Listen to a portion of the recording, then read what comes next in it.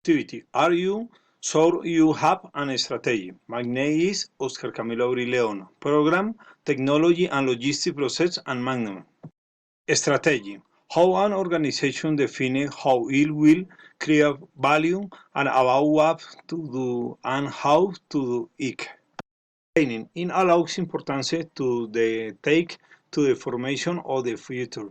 In the web allows you start activity for its realization. Competitiveness.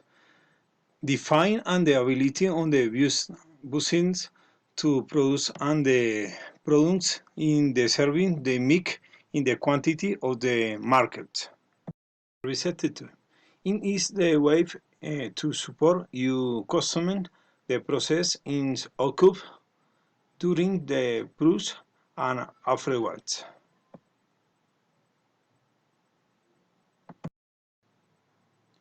Vision is the ability to project the future of the company is the indicate where you are going to the long term.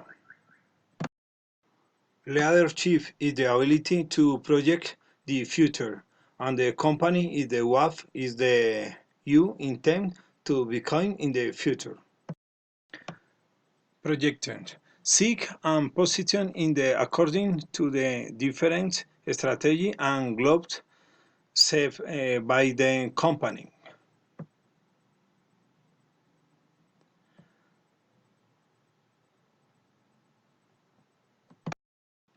Scope defines the characteristics on the project's focus on the benefits and the projections on the company.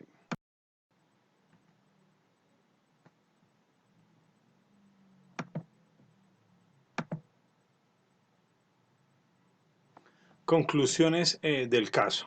Are you scope? You have an strategy. La estrategia empresarial es necesaria para potenciar la compañía con el fin de direccionar el enfoque hacia el resultado propuesto. El posicionamiento de la compañía va enfocado a las alianzas estratégicas, las cuales puede contar con una empresa o persona que brinde un valor y proyección. Las compañías cuentan con una estrategia clara y con una visión débil tendrán una tendencia poco exitosa. Bueno, el siguiente es la bibliografía, la referencia de donde extraje la información. Eso es todo. Muchas gracias.